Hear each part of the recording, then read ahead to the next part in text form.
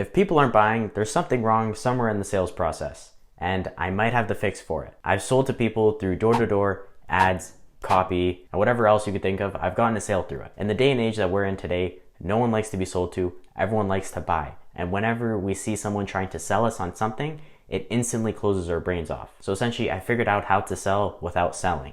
I hope that makes sense.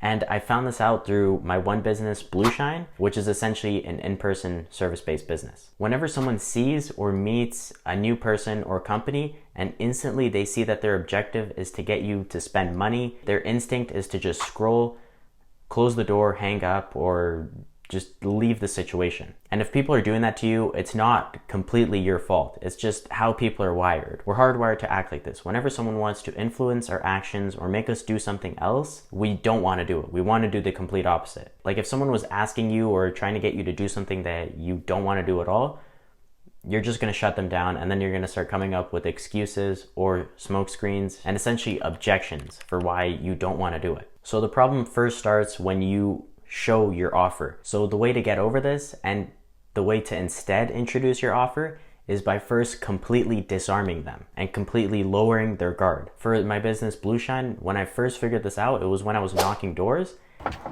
And the new way that I go about it now is essentially I just start off with, "Hey, how's it going?"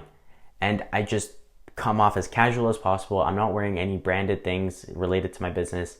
I'm not holding on to a pen or like a clipboard or anything. It's just, "Hey, how are you?" And the key is to use emphasis in your tone and make it sound like you actually care about them, because no one works with anyone who doesn't care about them. And then after that, if we can just conversate about whatever for a bit, I'll do that, because then that disarms them even more and it just makes you more likable. But then after that, when they're like, "Oh, hey, why are you here?" Then I spark curiosity. I'm like, "I think you saw me earlier. No? Issa?" So right there, I just threw 2 questions at them. So now you are taking full control. And now instead of them being on the defense, they're working with you. Essentially, wait, I don't know, have I seen him? Do I remember him? And then I tell them where or why they should have seen me.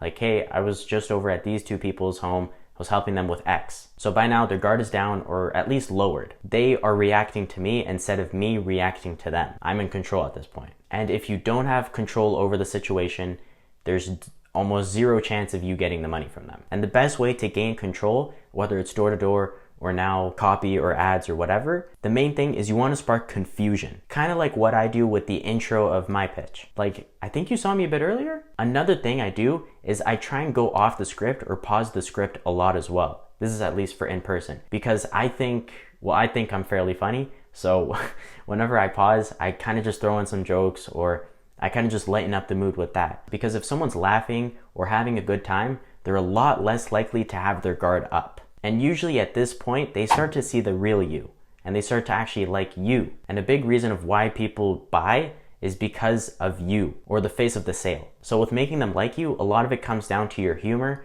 how you talk, and how personable you are. And whenever it came to my ads or copy or the landing pages, it's a lot harder to do this over text, because there's no tone, there's no body language, none of that is present. It's literally just words. So one thing I do that instantly just makes it a lot better is at the top of my page or in my ads, I always have a video or some pictures that really just give the visual, that have a picture or a video of me or someone else. Then that way that instantly adds the personable kind of aspect to it. Then it's like, oh, it's not just some company, or it's not just someone trying to get a sale from me. It's actual people. The next thing with copy is you really do need to be a lot more engaging, because it's a lot easier to just scroll or click the X or open up a new tab than to say shut the door on someone in front of you or hang up on someone over the phone. Because at that point, again, you have the actual personable feeling. You have the other person there, whereas with text, you don't have any of that. So really try and make it feel as connected as possible.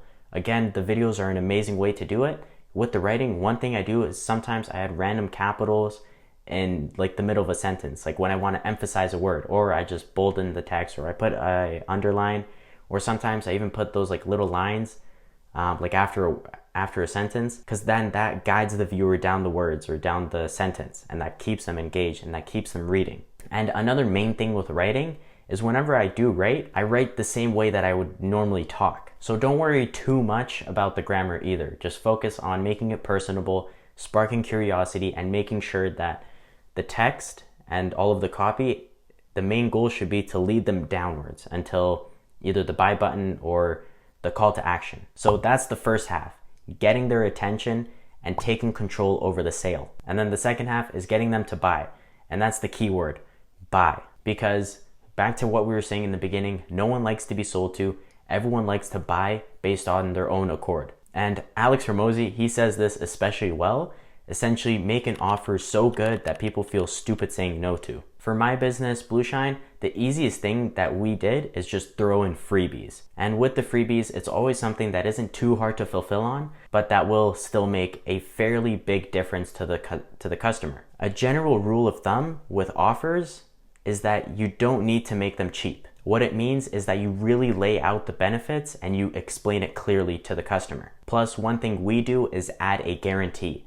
That way, it makes it a lot easier to be like, okay, I'll do it, because then they have that extra bit of protection. For us, say in person or even when I'm messaging people after they respond to my ad, it goes along the lines of, okay, so you'll get this, this, and this. And at the end, we'll both check everything out together, make sure it's actually proper before you pay. And the guarantee that we use may not work for every business. It doesn't need to. You can either get creative or maybe not even add it if, say, you take the payment up front. But try and get creative and add just any type of guarantee, because it will make it a lot easier for the person to buy. And when it comes to giving your offer, essentially closing it, you need to make it super easy for them to pay, as well as you need to make it super easy for them to receive the thing. Because if what you're selling can be bought and used and you can get the benefits of it pretty easily, that's going to kill a lot of brain power needed to make the final decision. For my first sales job, whenever we had to sell people, after we went through the pitch, we would have to go on the phone with the call center for the company, and then they would have to process everything. Whereas for my business, the way that we did the sales is they would say yes, and then we would come, do the service, and then they would pay afterwards.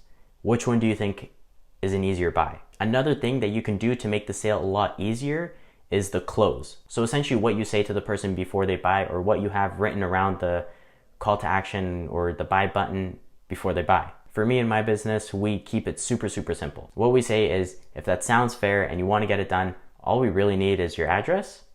And then you put it with a question tone, then they're like, okay, yeah, I want to get it done. Here's my address. They don't even need to say yes. It's like non-yes sales.